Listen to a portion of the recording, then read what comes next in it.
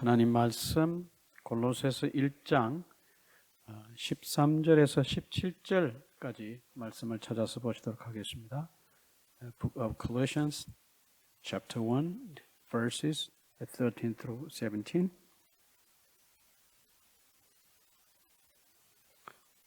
골로새서 1장 13절에서 17절 말씀입니다. 뜻을 생각하시면서 같이 읽으시겠습니다. 시작. 그가 우리를 흑암의 권세에서 건져내사 그의 사랑의 아들의 나라로 옮기셨으니 그 아들 안에서 우리 곧 속량 곧 제사함을 얻었도다. 그는 보이지 아니하는 하나님의 형상이시요 모든 피조물보다 먼저 나신 이시니 만물이 그에게서 창조되되 하늘과 땅에서 보이는 것들과 보이지 않는 것들과 혹은 왕권들이나 주권들이나 통치자들이나 권세들이나 만물이 다 그로 말미암고 그를 위하여 창조되었고 또한 그가 만물보다 먼저 계시고 만물이 그 안에 함께 섰느니라. 아멘. 13절 말씀이 그가라고 하는 말로 단어로 이제 시작을 하는데 이 그가 누구냐? 그걸 우리가 잘 찾아야 될 것 같습니다.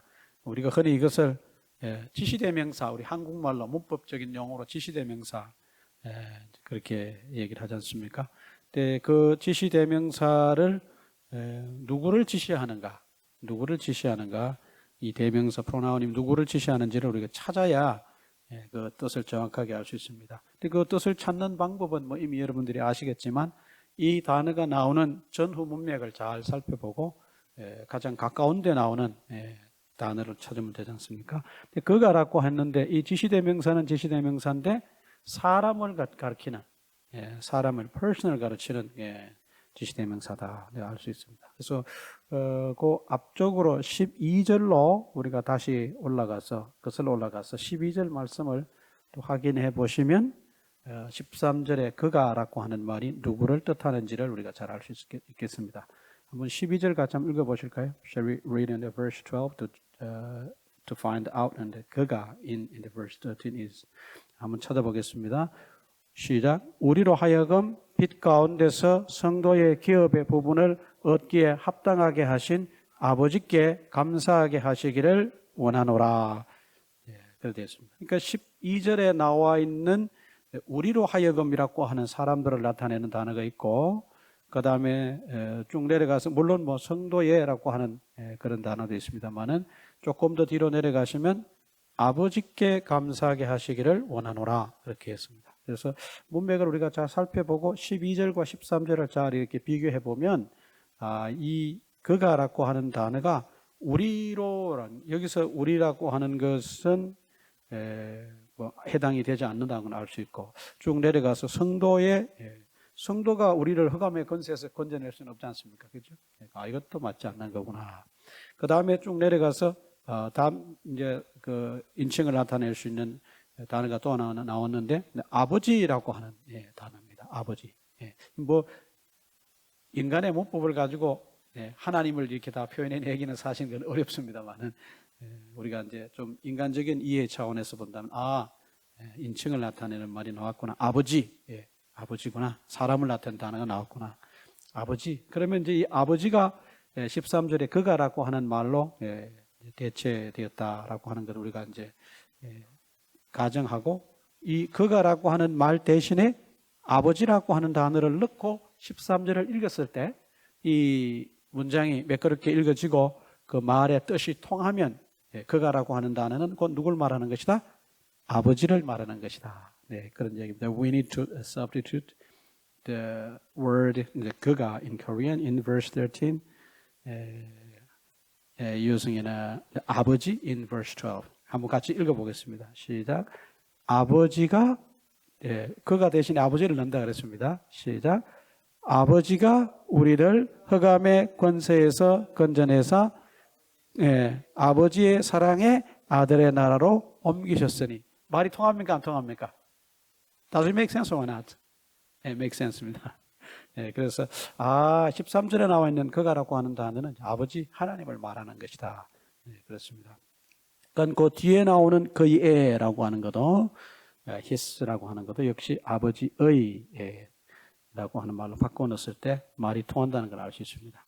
그리고 이제 그렇게 해서 13절을 우리가 잘 정리를 해보면 우리를 흑암에서 건져내신 분이 누구시라고요? 아버지. 여기서 아버지는 우리 그 human father를 얘기하는 것이 아니고 우리 하나님 아버지를 얘기하는 겁니다. 하나님 아버지, God the Father입니다.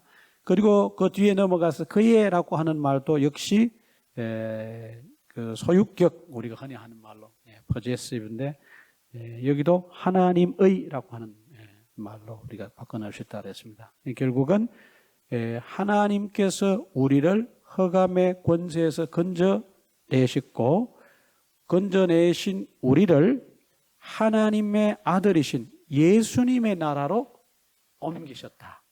그 얘기입니다. 이거 보면은 어떻게 보면 굉장히 좀 단순한 그런 말인데 이것을 다른 말로 표현하면은 여러분 쉽게 표현하는 말로 하나님께서 우리를 구원하셨습니다. 뭐 그 얘기예요. 그죠? 그냥 뭐 이렇게 간단하게 요약하면. 그러나 그거를 이제 조금 더 깊이 이 골로새서에서 나타나는 표현대로 하나님의 구원의 역사를 살펴본다면은 이렇게도 표현할 수 있다. 그 얘기입니다. 하나님께서 우리를 구원하셨다는 그 단순한 내용이 조금 더 안에 들어가서 하나님이 우리를 구원하시는 구원의 역사하심, 그 구원의 절차, 과정들을 조금 더 이렇게 뜯어보니까 이게 이렇게 표현이 되더라 그 얘기입니다. 우리가 하나님의 은혜로 구원받았다는 사건은 또 다른 말로 말하면 하나님께서 우리를 흑암의 권세에서 건져내셨다는 말과 똑같은 표현이다. 같은 내용입니다. 같은 내용이면서 달리 이제 표현한 것입니다. 그리고 또 다른 말로 말하면 하나님의 이런 구원의 역사하심, 구원의 행하심은 우리를 어둠의 권세에서 건져내서 그의 아들이신 예수님의 킹덤에다가 우리를 옮겨놓으신 사건과 똑같다. 그러니까 뭐 그냥 단순하게 말하면 우리가 예수님을 믿고 하나님의 은혜로 말미암아서 구원 얻었습니다. Through faith in Jesus Christ, that we were saved by God's grace.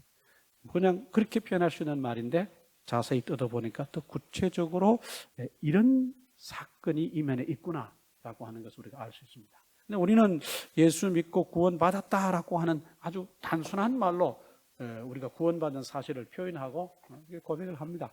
그러나 그 사건이 우리가 조금 더 깊이 들어가서 살펴보니까 구체적으로 그것이 어떤 것을 의미하느냐, 어떤 것을 더 깊이 의미하고 넓게 의미하느냐 하는 것을 우리가 13절 말씀을 통해서 우리가 알 수 있다 그 얘기입니다. 그리고 우리의 그 구원의 역사, 하나님이 우리를 구원하신 그 역사는 14절에 가서 보니까 하나님이 혼자 하신 일이 아니라 어떤 분과 같이 이루어내신 일이다라고 하는 걸 알 수 있습니다. 우리가 흔히 하는 말로 collaboration입니다. 한번 14절 같이 다시 읽어보실까요? Shall we read in the verse 14? 시작.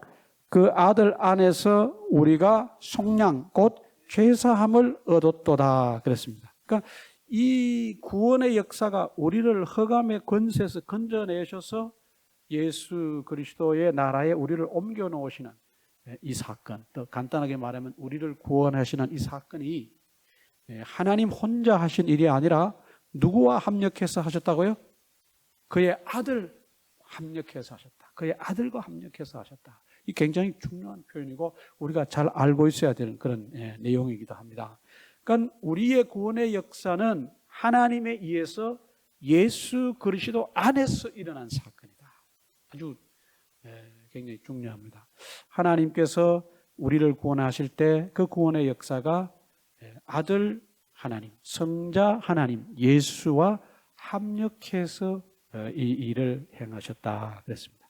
그리고 그 안에 또 다음의 내용에 보시면 예수 그리스도 안에서 우리가 속량 곧 죄사함을 얻었다 그랬는데 속량 곧 죄사함, 그러니까 속량과 죄사함이라는 말은 어떻다는 뜻이에요? 같은 내용을 말하는 것이다. 그렇게 우리 볼 수 있습니다. 근데 속량이라고 하는 것이 뭐냐? 속량. 뭐 영어로 말하면 대부분 영어 성경에서는 redemption이라고 하는 말로 그렇게 사용이 되어 있습니다. 속량. 이 속량은 우리 뭐 한자 말이기 때문에 좀 이렇게 어려운 듯합니다만은 간단하면 요즘식으로 좀 빗대어 설명하면 그런 겁니다.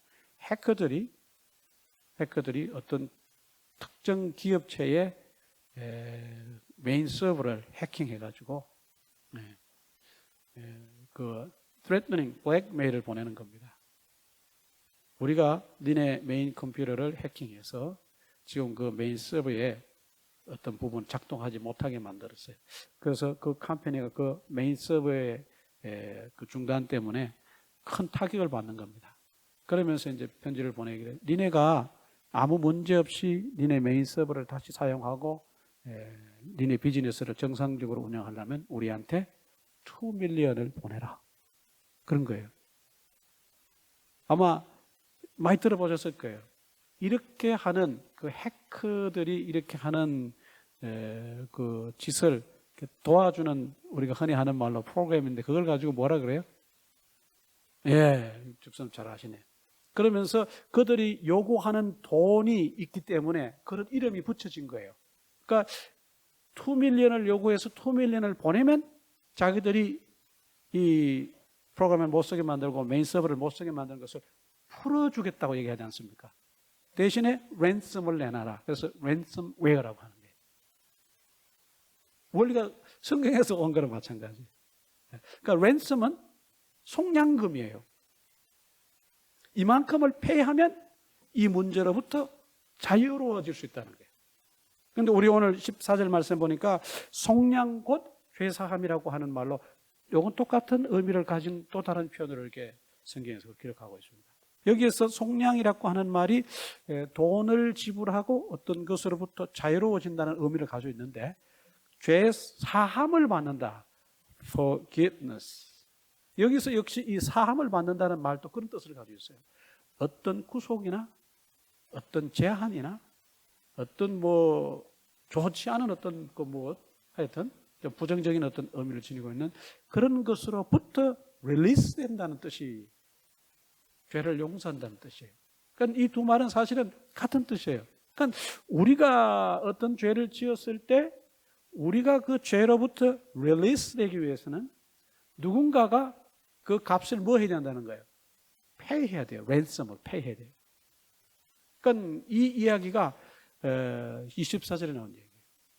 우리가 죄로부터 자유로워지기 위해서는 누군가 우리가 우리의 죄를 속량받을 수 있도록 무언가를 페이해야 되는데 그것이 어디에서 일어나느냐? 그리스도 안에서 일어났다. 다른 말로 말하면 이 죄값을 누가 페이했느냐? 예수님이 페이했다. 그런 뜻이에요. 이 사건이 우리가 소위 말하는 예수 믿고 구원을 얻었습니다라는 그 현대적 표현으로 표현되는 사건인데 이 사건이 일어나게 되기까지 하나님과 그의 사랑하시는 아들의 합력을 통해서 일어났다. 그러니까 예수님이 십자가에 못 박혀 달려 돌아가시는 그 일에 스스로 목숨을 내어놓으심으로 그 행위가 뭐가 됐냐? 우리의 랜섬마니가 된 거예요. 우리를 죄로부터 자유롭게 풀어주고 릴리스 하시기 위해서 예수님이 십자가에서 우리의 죄값을 패하셨습니다. Jesus paid the price of our sins on the cross. It means the redemption. He paid ransom money for our sins.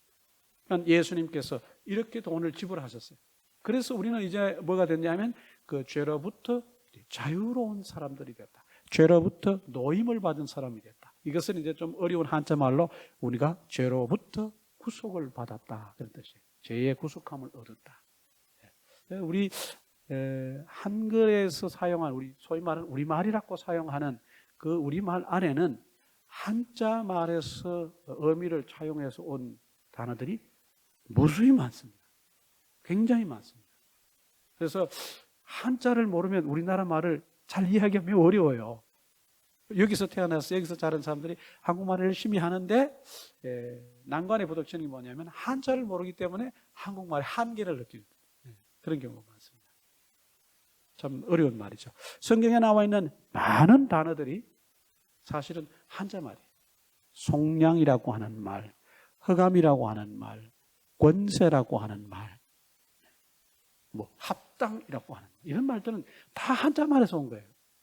그래서 한자를 모르면 이 말의 뜻을 이해하기가 좀 어려운 점이 있습니다만은, 속량이라고 하는 단어 때문에 제가 이런 말씀을 드리는 겁니다. 죄 역시 마찬가지죠. 한자말에서 온 거죠. 15절에 가면은 이제 뭘 설명하냐면 15절과 16절, 17절에서는 이런 구원의 역사를 이루는 데 있어서 하나님과 합력을 하셨던 예수님은 어떤 분이신가를 설명하는 그런 내용이에요. 예수님이 어떤 분이시길래 이런 일을 감당할 수가 있었느냐. 예수님의 어떤 속죄를 이루시는 데 있어서 예수님이 가지고 계셨던 qualifications, 예수님의 자격을 말하는 것입니다. 어떻게 보면은 14절, 그 아들 안에서 이제 이렇게 해서 예수 그리스도를 통해서 이 사건이 일어났는데 이분이 어떤 분이시냐? 그 아들이 누구냐? 15절 말씀에 그는 보이지 아니하는 하나님의 형상이요. 첫 번째, 예수님은 보이지 않는 하나님의 형상이시다. He is the image of the invisible God. 하나님은 성경에서 계속 얘기하고 있는 것이 뭐냐면 하나님은 볼 수 있다는 거예요, 못 본다는 거예요? 근데 못 본다고 되어 있습니다. 원칙적으로. 모세가 시내산에서 하나님을 만나 우리가 일상 대화하듯이 이제 대화를 하는 그런 내용들이 구약 성경에 나오는데, 거기에서 하나님이 모세가 하나님을 봤더니 어떤 분으로 어떻게 생겼다고는 사실은 묘사를 하지 않습니다. 그렇죠. 그리고 성경의 다른 곳에서는 그런 모세를 향해서 하나님께서 자신을 나타내시는데 하나님을 보게 되면 모세가 죽게 되니까 바위 틈에 숨기셨다고 하는 그런 표현이 되어 있습니다. 그러니까 성경의 전반적인 그런 내용이 하나님은 영이심으로 우리 어떤 그 휴먼 바디처럼 이런 형상을 가지고 있는 분이 아니라 우리가 그분을 볼 수가 없다 그랬습니다. 그래서 성경에서 오늘 15절 말씀에서 그 보이지 아니하는 하나님이라고 했습니다. 그 보이지 아니한 하나님. 그래서 우리가 이 지상에 땅을 짓고 살면서 하나님을 봤다고 하는 말은 성경적으로 볼 때 맞는 말이에요, 틀린 말이에요? 틀리는 말입니다. 왜? 하나님은 안 보이시는 분이에요. 안 보이시는 분입니다. 이 보이지 않는 the invisible God을 이스라엘 백성들이 계속 보고 싶어 했었어요. 우리 하나님이 이렇게 우리와 대화도 하고 말씀하시고 우리에게 계명을 주시고 늘 우리 가운데 역사하시는데 도무지 그분이 어떻게 생기셨을까라고 하는 그런 궁금증 내지는 하나님을 보고 싶어하는 그런 강렬한 어떤 그런 마음들이 늘 이스라엘 백성들 마음속에 있어 왔어요. 그러나 그런 그들의 강렬한 욕구에도 불구하고 하나님은 한 번도 보아라 라고 하시면서 자신을 보이셨어요? 안 보이셨어요? 모습을 보이지는 않으셨어요. 하나님의 모습을 보여주지는 않으셨어요. 그러다 보니까 이스라엘 백성들 마음속에 하나님이 아마 이런 분이실 거리라고 하는 가전 추측과 상상들이 사실은 역사 속에 난무를 했습니다. 그럼 보이지 않는 하나님을 섬기는 그들의 어떤 안타까움, 간절한 욕망 이런 것이 그냥 계속 하나님과의 교제 속에서 그냥 그렇게 가면 되는데 이것이 이제 다른 방향으로 표출되면서 보이는 신을 섬기고 싶어 하는 것으로 표현이 됩니다. 그 보이고 싶어 하는, 보이는 신을 섬기고 싶어 하는 그들의 욕망이 어떻게 표현되느냐? 소위 말하는 형상화한 것을 섬기는 우상숭배로 그렇게 나가게 됩니다. 우리가 현대적으로 어떤 성경의 어떤 내용들을 알고 그렇게 보니까 야 그렇게 하면 안 되라고 하는 걸로 우리의 그런 마음을 자제하고 컨트롤하고 subdue 할 수 있지만 사실 우리 마음속에도 하나님 얼굴을 한번 봤으면 좋겠다는 마음이 있을까요 없을까요? 대부분들 가지고 있어요. 기도 많이 하시고 소위 우리가 믿음이 좋다고 하시는 분들이 늘 열망하는 것 중에 하나님 얼굴을 한번 보고 죽어도 좋으니까 한번 보고 싶다. 하나님의 모습을 보고 싶다는 그런 분들도 제가 한국에 있을 때 봤습니다. 그러나 그런 분들이 있음에도 불구하고 하나님은 보아라고 하시면서 나타나셨어요? 안 나타나셨어요? 안 나타나셨어요. 하나님의 형상을 보이지 않았어요. 그런데 하나님께서 이제 어떤 시점에 하나님의 영이신 하나님의 모습을 인간의 모습을 입혀서 쉽게 말하면 좀 설명하기 쉽게 이 땅에 보내셔서 보아라라고 했는데 그분이 누구냐면 예수님. 그러니까 우리는 육신의 몸으로 이 땅에 오신 예수님을 본 적이 없어요. 우리는 후대 사람들이니까. 그렇죠? 그냥 우리가 역사적으로 그냥 쉽게 얘기해서 예수님께서 이 땅에 태어나신 해를 우리가 소위 말하는 AD 1년, 기원 후 1년 뭐 이렇게 얘기를 합니다. Common Era라고 하는 말로도 CE라고 하는 말도 표현합니다. 그러니까 그 예수님께서 이 땅에 오셨을 때 그의 부모님들은 보셨고 예수님이 자라면서 그의 형제들도 예수님의 육신의 몸을 보셨고 모습을 보셨고 예수님께서 공생의 사역을 하시면서 제자들과 어울리시고 여러 가지 사역들을 하실 때 제자들을 비롯한 많은 사람들이 육신의 몸을 입으신 예수님을 다 눈으로 목격을 하고 보셨어요. 그리고 예수님이 십자가에 못 박혀 달려 돌아가신 뒤에 부활하시고 부활하신 또 예수님의 모습들을 본 많은 목격자들이 있습니다.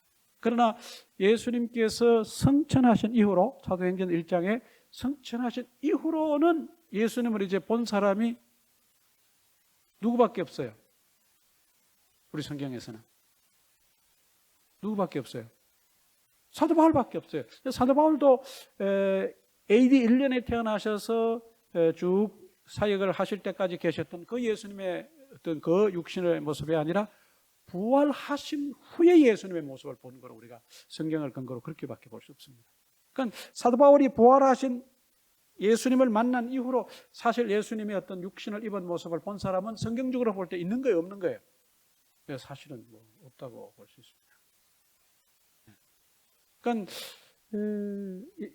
이스라엘 백성들이 육신의 어떤 형상화된 하나님을 보고 싶어 했던 그 보이는 신을 그들이 섬기고 싶어 했던 열망 끝에 하나님께서 예수님을 이 땅에 보내심으로 육신을 입은 예수님의 모습을 통해서 하나님을 사실은 보게 한 거죠. 하나님을 보게 한 것입니다. 그러나 그 이후로 이제 성천하신 이후로는 사도 바울을 제외한 나머지 사람들은 이제 본 사람이 없다. 예수님을 봤다 그러면 이제 성경적으로 볼 때 그거는 잘못된 거예요, 맞는 말이에요. 그래서 성경적으로는 잘못된 거예요. 음성은 들었다는 사람들이 있으나 모습을 보았다고 하는 분들은 찾기 어려운데 혹간 어떤 분들이 뭐 빛이 비치고 뭐 이런 여러 가지 어떤 소위 말하는 theophany, 신의 현현, 하나님이 신이 자신을 나타내는 그런 현상을 설명하면서 자기가 본 것 같다고 얘기를 하는데 글쎄 성경에서는 그런 사례가 사도 바울 이후로는 없었습니다. 교회 역사도 마찬가지고 우리가 이런 면에서 잘 생각해 볼 필요가 있다. 예수님이 보이지 않는 하나님의 형상으로 이 땅에 오셨다. 보이지 않는 하나님을 보이는 하나님으로 이 땅에 인간의 모습으로 그냥 보이신 거예요.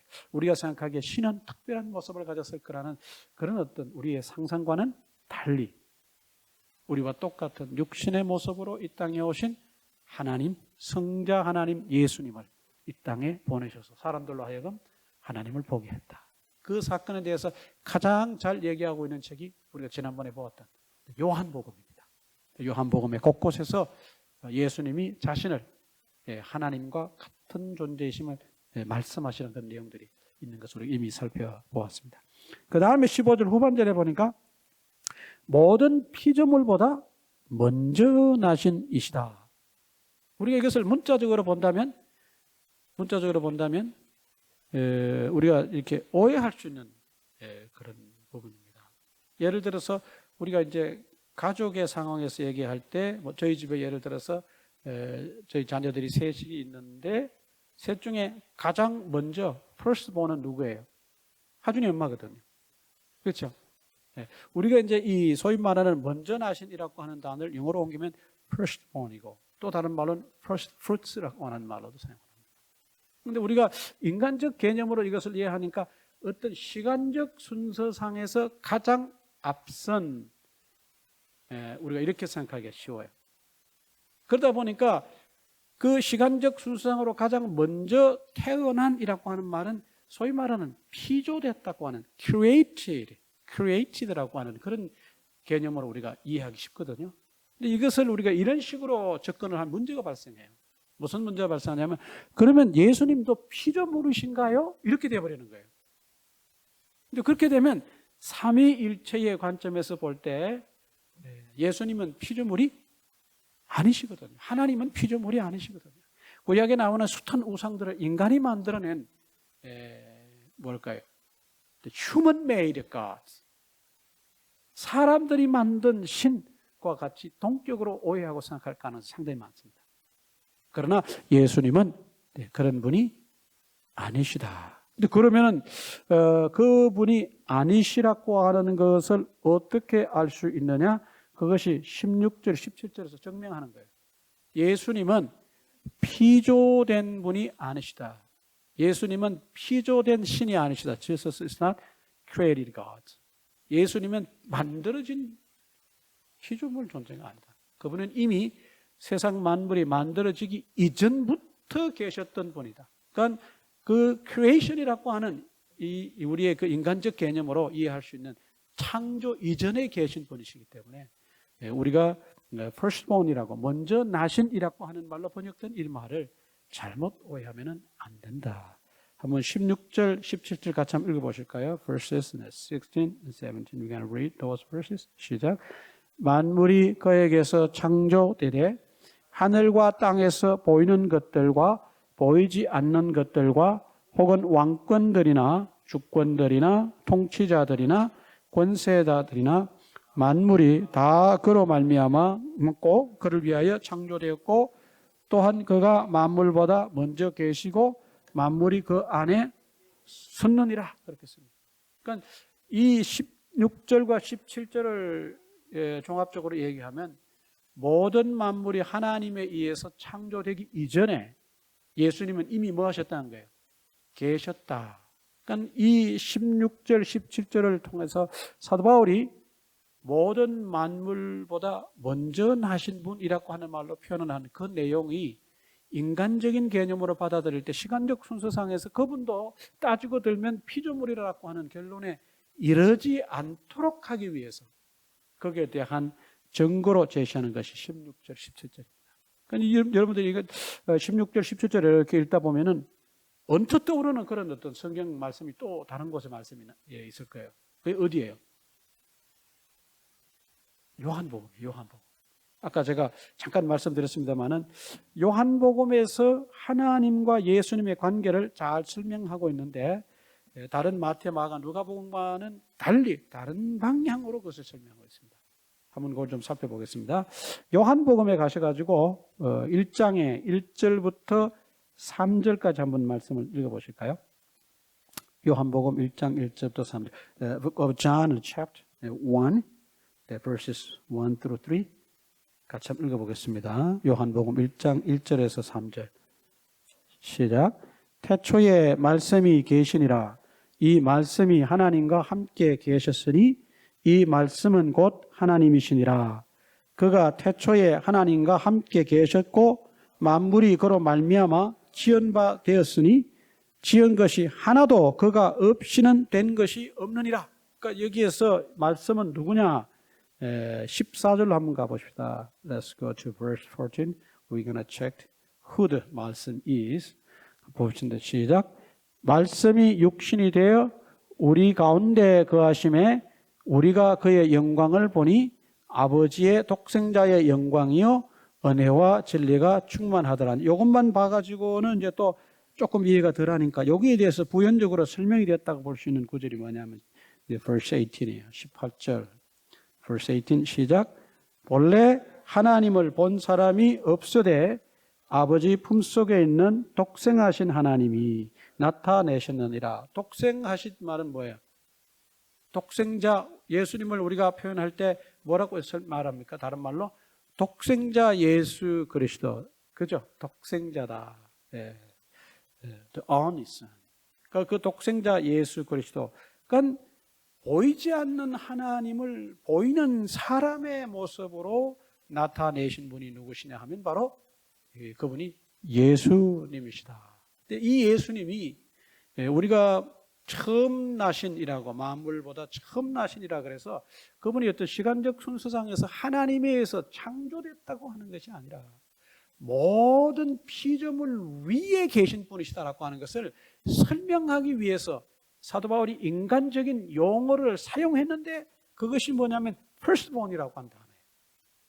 여기에서 이것은 어떤 그 피조된 것을 말하는 것이 아니라, 창조된 어떤 그런 신이 아니라, 이것은 모든 만물 위에 계신다고 하는 것을 말하는. 어떤 신학자는 그래서 it means Jesus priority of all the creation. 그러니까 모든 만물 위에 priority로 계시는 분을 말하는 것이지, 이것이 시간적으로 우리가 어떤 그 순서를 따져서 뭐 나무가 창조됐고 뭐가 창조됐고 더 올라가서 첫 번째로 창조된 존재가 예수님이시다, 이것을 말하는 것이 아니라 그 얘기입니다. 그러니까 우리가 성경을 읽을 때 이런 부분을 잘 조심해서 읽고 이해해야 성경에 대한 오해가 없으리라, 그런 생각이 듭니다. 그러니까 예수님은 모든 것이 창조되기 이전에 이미 창조되신 분이에요. 우리가 이것을 좀 신학 용어로는 예수님의 선재성이라고 그렇게 표현합니다. Jesus pre-existence. 뭐 여러분 뭐 잘 아시는 대로 접두어 pre라고 하는 거, 그렇죠? 뭐 여러분 prefix pre means before입니다. 그래서 그 전에, 그러니까 만물이 창조되기 이전에 이미 예수님은 뭐 하셨다? 계셨다. 예수님은 이와 같이 만물이 창조되기 이전에 계셨을 뿐만 아니라 하나님의 창조사에게 같이 동역을 하셨다. 바로 그것이 16절에 나오는 얘기입니다. 만물이 그에게서 창조되되, 그렇습니다. 이 모든 창조의 사건이 하나님으로부터, 예수님으로부터 이렇게 시작이 된 거라, 그 얘기입니다. 이 모든 것이 예수님의 창조 사역의 동력을 나타낸 것이고, 뭐 그 끝에 가서 보면 아시겠습니다만은, 그로 말미암고 이 모든 창조가 through him, creation through him입니다.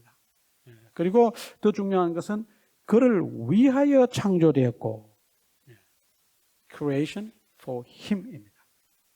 이렇게 봤을 때 예수님은 이미 창조 이전에 계셔서 창조 사역에 하나님과 동역을 하셨고, 이 모든 것들이 예수님을 통해서, 예수님을 위해서 창조되어졌다. 그래서 우리가 여기서 이렇게 살펴보면 뭘 찾을 수 있냐면 삼위일체의 개념이 여기서 살짝 드러나는 그런 것을 우리가 찾아낼 수도 있습니다. 오늘 본문과는 조금 제가 하니까 다음 기회가 되면 삼위일체에 대해서 볼 때 잠깐 말씀을 드리도록 합니다. 그러니까 여튼 사도 바울이 오늘 13절과 17절 말씀을 통해서 보여주시려고 하는 것이 뭐냐? 구원의 역사는 하나님과 아들 예수님의 동역하심을 통해서 일어난 사건이다. 그것을 조금 더 구체적으로 얘기했을 때, 하나님이 너희를 어둠의 영역에서 끄잡아내서 너희를 빛의 영역인 예수님의 나라를 너희를 옮겼다. 굉장히 중요한 얘기입니다. 그러니까 이것을 사도 바울이 여기서 이렇게 기록했을 때 흑암의 영역이라고 하는 거, The dominions of darkness. 흑암의 영역이 뭐냐? 쉽게 말하면 하나님이 없는 영역은 흑암의 영역이에요. 예수님이 없는 영역은 흑암의 영역입니다. 왜 그러냐? 우리가 요한복음의 1장에 가서 보시면 한 사람이 있는데 그 이름은 요한이고, 요한이 무슨 역할을 하느냐? What is John the Baptist's role? 그게 뭐냐? 빛으로 오신 예수님을 소개하는 거거든요. This job was to introduce Jesus, the light who entered into the world. 이 세상에 오신 빛이신 예수님을 소개하는 역할이에요. 그러니까 예수님이 빛이라 그러는데, 예수님이 빛이신 예수님이 안 계시면 그곳은 다 뭐예요?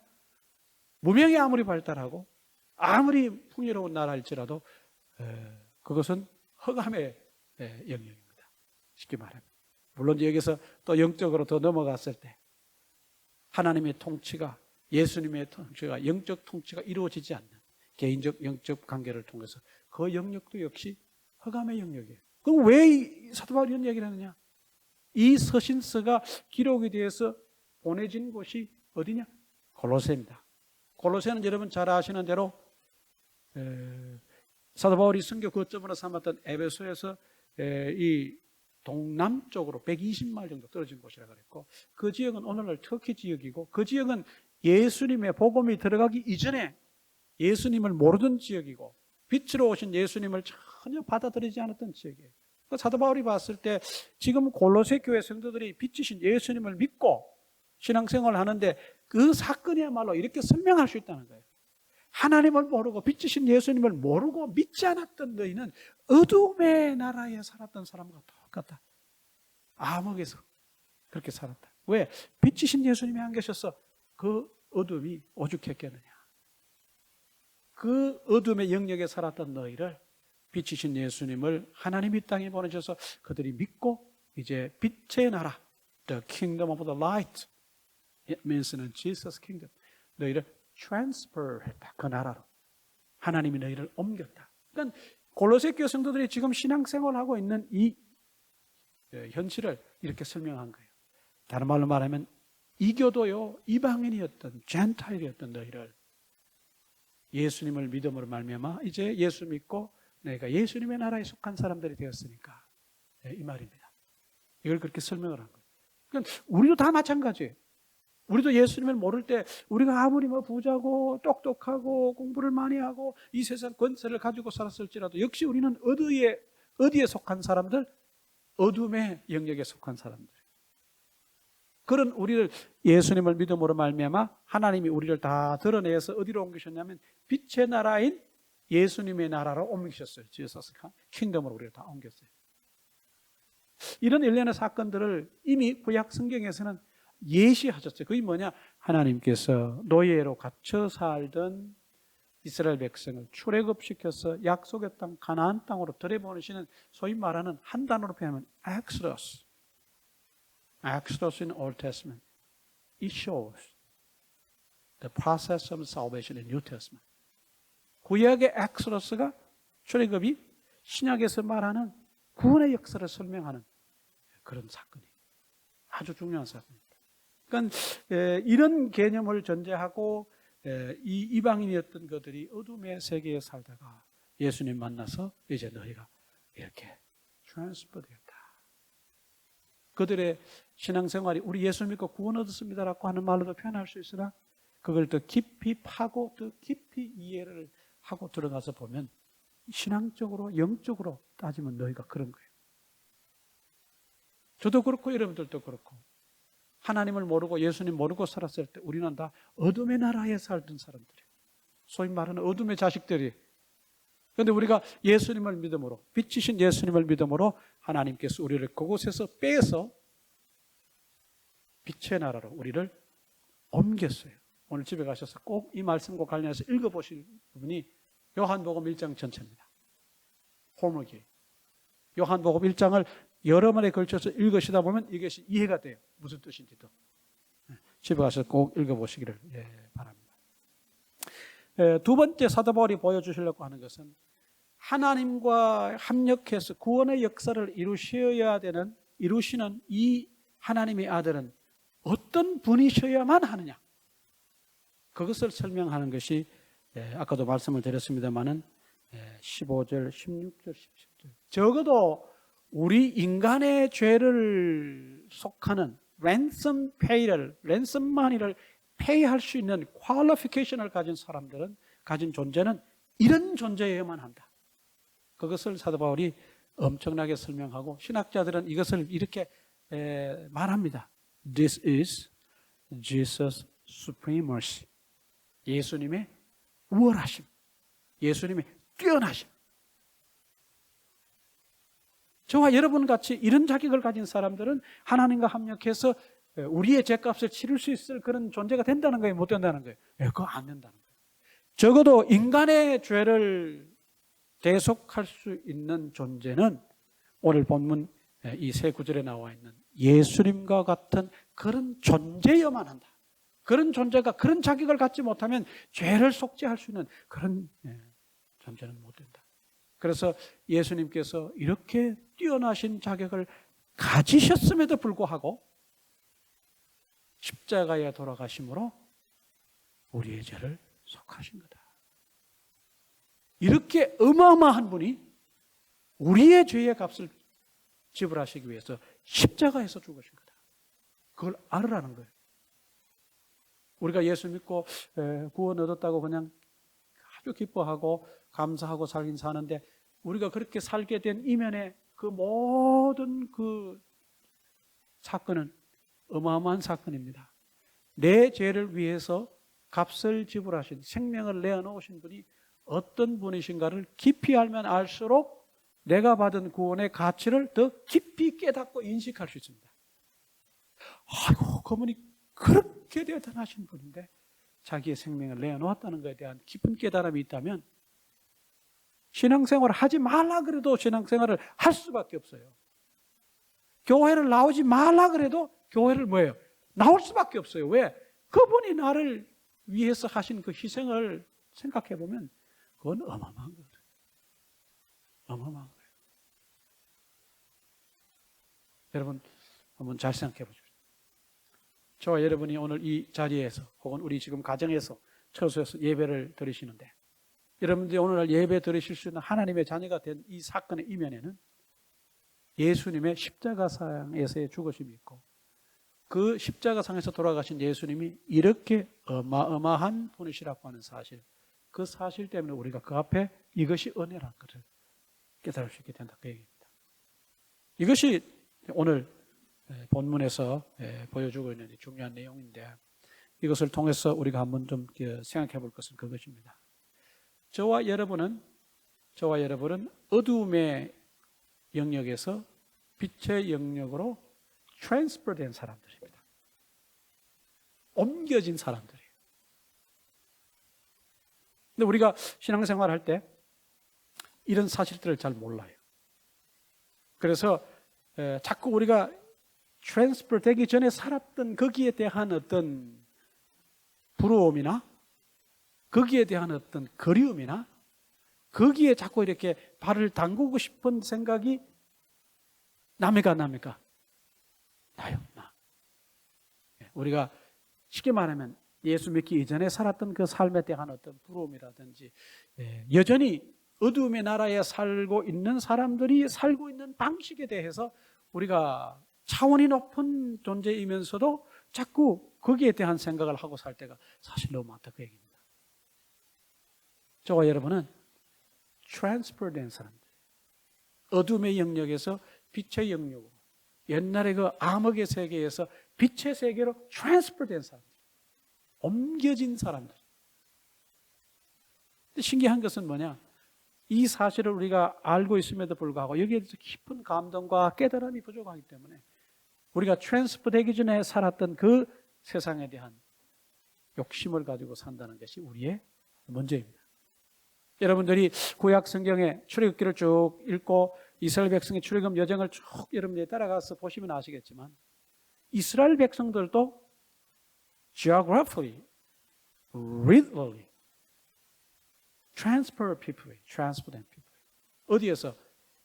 From Egypt to, 요즘 말로 하면 Palestine area.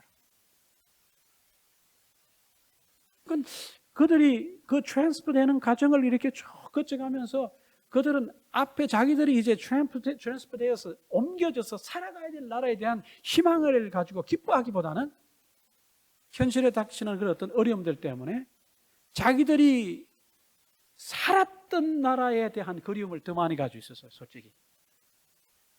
그래서 계속 그들은 compare하기 시작합니다. They continued to compare everything. 모든 것을 비교합니다. 심지어는 먹는 것까지도 비교합니다. Food, they mentioned food a lot. 그렇잖아요. 우리가 이집트에 살 때는 뭐도 먹었고 먹었었다. 근데 지금은 not now. 못 먹는다는 거예요. 그러니까 그들이 트랜스퍼 되기 전에 살았던 그 땅에서의 누렸던 컬처라든지 푸드라든지 이 모든 것에 대한 그리움을 늘 가지고 있었고, 그들은 계속해서 기회만 닿으면 turning back 하려고 합니다. 차라리 우리가 애굽으로 돌아가는 것이 좋겠다고 생각을 합니다. 그렇게 말하고 그렇게 고백을 합니다. 그것이 계속 지속됩니다. 가나안 땅에 그 프로미스드 랜드에 들어올 때까지 계속 그렇게 나오는 불평과 불만이었어요. 이런 모습이 우리의 모습과 너무 닮아 있는 거예요. 우리가 어둠의 영역에 어둠의 세계에 이방인으로 영적인 이방인입니다. 쉽게 실질적으로 이방인 마찬가지죠. spiritual Gentile로 살다가 하나님께서 우리를 God transferred us to the new kingdom of Jesus. 예수님의 새로운 나라로 옮기셨는데 우리는 이 새로운 나라에 살면서도 계속 어디를 돌아본다고요? 옛날 살았던 그 나라를 돌아보고 산다. 그때에 대한 그리움, 내가 옛날에 잘 나갔었는데 그게 자랑이 되기도 하고, 참 지금 예수님 모르고 사는 사람들의 어떤 모습을 부러워하기도 하고, 근데 그런 것들을 우리가 다 이렇게 leave behind 해야 되는데 여전히 우리가 leave behind 하지 않고 그걸 갖고 오고 자꾸 그걸 그리워하는 그런 모습이에요. 여러분 잘 생각해 보십시오. 저와 여러분은 옮겨진 사람들이에요. 요한복음 5장 24절에도 역시 옮겨진이라고 하는 말을 씁니다. 우리는 이미 사망에서 생명으로 옮겨진 사람들. 이렇게 보니까 transfer라고 하는 단어가 참 재미있는 말이죠. 성경의 내용을 많이 이렇게 설명해 줄 수 있는 그런 단어이기도 합니다. 자, 저와 여러분은 transferred people입니다. 옮겨진 사람들입니다. 꼭 기억하시기 바랍니다. 두 번째 오늘 말씀을 통해서 보는 것은 하나님의 우리가 은혜에 대해서 늘 얘기하고 하는데 왜 이것이 하나님의 은혜고 내가 구원받은 것이 왜 이게 엄청난 사건인가에 대한 그 근거를 모르고 그냥 말을 하는 사람들이 많아요. 그건 다름이 아니라 오늘 15절 17절에서 사도 바울이 얘기하고 있는 바대로 모든 창조의 이전에 계셔서 모든 창조에 관여하셨고 하나님의 계획하심에 따라서 인간의 육신의 모습을 입고 이 땅에 오신 예수님, 우리가 인간적으로 바라볼 때 다 설명할 수도 없는 어마어마한 어떤 모습을 가지신 분이 나같이 그분이 비교했을 때 나는 정말 It's just like nothing compared to Jesus. 예수님과 비교했을 때 우리는 정말 nothing이에요. 성경에서 말할 때 It's just like in a dust. 먼지와 같은 존재예요. 그런 우리를 구원하시기 위해서 우리를 죄에서 릴리스 시키시기 위해서 그런 어마어마한 자격을 갖추신 어마어마한 정말 설명을 다 할 수 없는 그런 대단한 분이 인간이 만든 십자가에서 스스로를 희생하셨다는 거예요. 그래서 그게 은혜지 그게 은혜거든요. 우리는 도저히 그 대단한 분이 우리의 죄 용서함을 위해서 돌아가셔야 될 만한 그런 자격을 갖추는 사람들이 아닙니다. We don't deserve that. 우리는 그럴 만한 존재가 아니에요. 우리를 까뒤집어 놓고 보면 얼마나 흉악하고 얼마나 지저분하고 얼마나 어떤 형편없는 존재인가 하는 것을 여러분 잘 아시지 않습니까? 인간적인 욕심을 가지고 있고 남을 시기하고 용서하고 나는 용서받길 좋아해도 남을 용서하기는 싫어하는 어떻게 보면은 진짜 나쁜 사람들이거든요. 나는 잘 되고 싶지만 잘 되는 남은 싫어하는 그런 존재가 우리거든요. 근데 그런 이런 이기적이고 이런 어떻게 보면 참 더스트 같은 우리를 위해서 어마어마한 분이 스스로를 십자가에서 목숨을 sacrifice 했다는 것은 정말 상상이 안 되는 어떻게 보면 참 이해가 잘 가지 않는 부분이기도 합니다. 그래서 그것을 우리가 하나님의 은혜라고 하는 거예요. Thus we call it God's grace. 우리는 그런 모든 은혜를 받을 만한 그런 자격이 없습니다. We don't deserve God's grace. 그렇지만 하나님 우리에게 뭐 하셨어요? 베푸셨어요. 예수님이 그 일에 기꺼이 voluntarily He sacrificed His life on the cross. 십자가에서 자기 목숨을 희생하셨어요. 그게 그래서 그걸 우리가 은혜라고 부르는 거예요. 우리는 일상생활 속에서 하나님 앞에 내가 기도했더니 하나님이 내 기도를 응답하셨어. It's God's grace. It's from the grace from. It's the grace from God. 그냥 그걸 은혜라고 생각하는데 그거는 예수님이 우리를 구원하시기 위해서 우리를 죄에서 해방시키기 위해서 자기 목숨을 버리신 사건에 비하면 뭐예요? 비교할 수 있어요, 없어요? 비교 자체가 안 되는 거예요. 근데 우리의 초점은 늘 그 큰 은혜보다는 소소한 작은 은혜에 늘 이렇게 매여, 그게 매여 살아요. 훨씬 더 그게 대단한 은혜인 것처럼 착각하고 삽니다. 여러분 안 그렇습니까? 그리고 그 은혜에 집착하고 살아요. 근데 기도했는데 하나님 응답 안 하시면 가만 frustrated and disappointed 해서 하나님이 왜 나한테 이러시냐고 막 하나님 앞에 항변하기만 하고 그렇게 하거든요. 하나님이 나를 죄로부터 노임받게 하기 위해서 나를 구속하시기 위해서 지불하신 그 값을 생각하지 않고 그 은혜를 기억하지 않고 돌아보지 않고 일상생활 속에서 만나는 작은 그 은혜 거기에 너무 우리가 집착해서 산다. 사도 바울이 골로새 교회 성도들 보라는 거예요. 너희가 지금 이와 같이 성도의 삶을 살게 된 것은 이와 같이 어마어마한 예수님께서 너희를 위해서 이 모든 것들을 sacrifice하고 그분이 died on the cross 했기 때문에 일어난 가능한 일이라는 거예요. 그걸 보고 신앙생활을 해라. 우리가 너무 보이는 것에 집착하고 현상학적으로 어떤 사건, 소소한 것 이런 거에 너무 매여 살다 보면 우리에게 이렇게 큰 은혜가 있다는 사실을 잊어버리고 살 때 많습니다. 팬데믹으로 어렵습니다. 경제적으로, mentally, physically 여러 가지로 어렵습니다. 근데 이럴 때 우리가 다시 눈을 비비고 우리가 히브리서 표현한 대로 마음의 허리를 동여야 될 근거가 되는 것이 뭐냐? 이런 예수님께서 우리를 위해서 돌아가셨다. 어마어마한 사건입니다. 이걸 기억한다면 우리가 인생 살면서 만나는 사건들은 뭐예요? 비교할 수 없는 아무것도 아니에요. 그런 삶을 살아가야 될 사람이 transferred 된 우리고 바로 저와 여러분입니다. 잘 기억하시기 바랍니다. 이번 한 주간 말씀을 더 깊이 묵상하시면서 성령께서 깊이 깨닫게 하시고 더 큰 은혜의 경험이 있기를 바랍니다. 기도하겠습니다. 하나님 아버지, 오늘 또 귀한 말씀을 통해서 우리의 신앙생활을 또 돌아보고 점검합니다.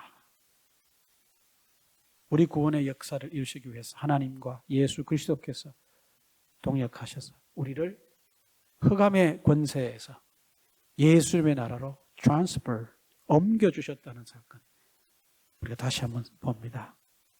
우리가 이렇게 옮겨진 사람들임에도 불구하고 새로운 나라에 살면서도 옛날에 우리가 옮김을 받기 전에 살았던 그 나라에 대한 그리움을 가지고 살아가는데 우리가 어떻게 앞으로 살아가야 될지 오늘 말씀을 더 깊이 묵상하면서 하늘에 시민권을 둔 사람들로서 또 우리를 잘 깨달아갈 수 있도록 도와주시길 원합니다. 우리가 이 땅에 살면서 조금만 어려워도 참 우리가 불평하고 불만하는데 오늘 예수님께서 우리 참 미미한 존재들을 죄로부터 구속하시기 위해서 우리의 죄에 대한 속죄금, 랜섬 마니를 지불하시기 위해서 어마어마하신 예수님께서 십자가에서 모든 것을 희생하셨다는 사실을 다시 한번 돌아보고 하나님께서 우리를 향해서 예수 그리스도를 통해 베푸신 은혜가 얼마나 큰가를 다시 한번 돌아보고 깊이 깨닫고 감동함이 있는 한 주간이 될 수 있도록 도와주시기를 원합니다. 우리가 인생 살면서 신앙생활 하면서 신앙의 여정의 길을 걸어가면서 어려움을 만날 때마다 하나님께서 우리에게 베푸신 예수 그리스도를 통한 구속의 은혜를 돌아보고 다시 힘을 얻고 도전받는 저희들 되게 해주시기를 원합니다. 예수님의 이름으로 기도합니다. 아멘.